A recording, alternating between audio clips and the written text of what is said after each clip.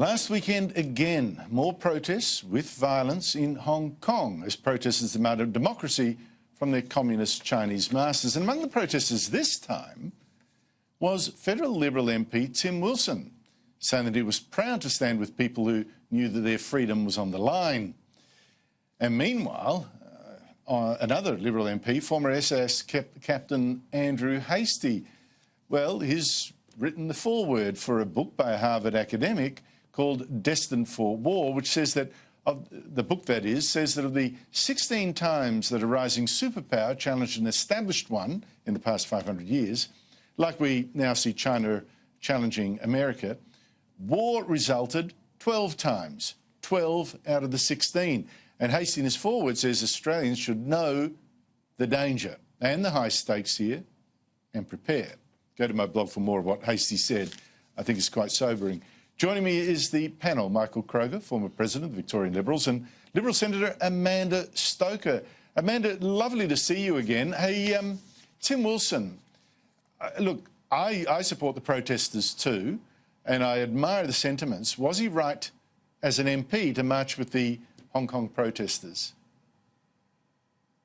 I have no problem with him doing so. I mean, indeed, I'm quite sympathetic to what they are fighting for. They aren't just fighting for the continuation of the one country, two systems approach. They're fighting for the very continuation of the rule of law, of property rights. They're fighting for the ability of companies to operate in a way that means that their executives won't be intimidated by the prospect of a labour camp over in China if they don't pick up the red phone that's been installed by the Communist Party in the company headquarters. This is serious stuff. And all of that is layered upon their concern about human rights issues. This is stuff we should all be concerned about. And so there's nothing wrong, I think, with parliamentarians having a strong view on this. The cause is just, Michael. No one can doubt, I hope, that I believe the cause is just. But how would we react, as you mentioned to me before, if we had a Chinese politician marching in a pro-China demonstration? We'd probably react badly. Very. Tim's a backbencher, so I think that's acceptable in that case. And this is one of the great defining, issues of the last 5 or 10 years in the world. What is happening to democracy in Hong Kong? So Wilson was right to do it. I don't think you want government ministers doing it, but certainly as a backbencher. And Tim's got a long record in relation to these types of issues: liberty, freedom, human rights.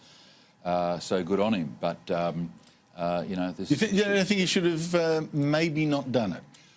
Well, stood on the sidelines. If Tim was a minister, I think you'd object to that. Okay. I think you'd object to that because would you want a New Zealand government minister coming over here joining the Extinction Rebellion demonstration here in I'd be pretty ticked off, to be honest. Wouldn't like it. I'd say stay home. But as a backbencher, probably a different story. I'd probably say the same to a Greens MP from New Zealand. Sorry about that, guys.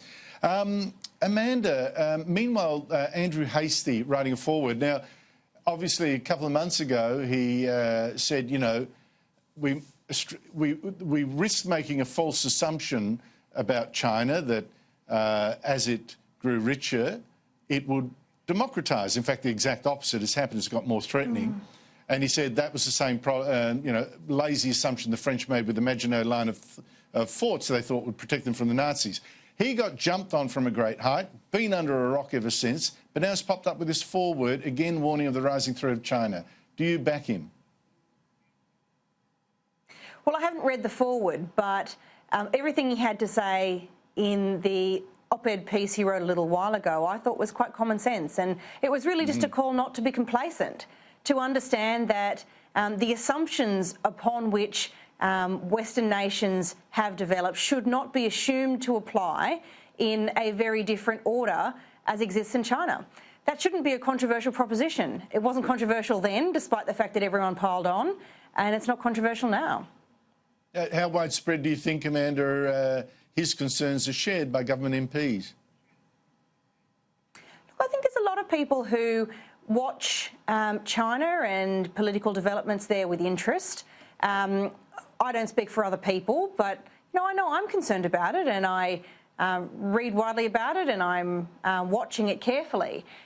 That's, I think, the actions of someone who cares about Australia's interests as much as it is the actions of somebody who is interested in what's going on in China. When the relationship we have with China is so important, when Australia's security depends so much on the way that tensions between the US and China are resolved, it is our responsibility to be engaged with what's going on in China and trying to understand it as best we can so that we can advance Australia's interests. Anyone wanting more on what Andrew Hastie has written, go to my blog. I've written a column about it today. I think Andrew Hastie, a very deep thinker and a real star of the future.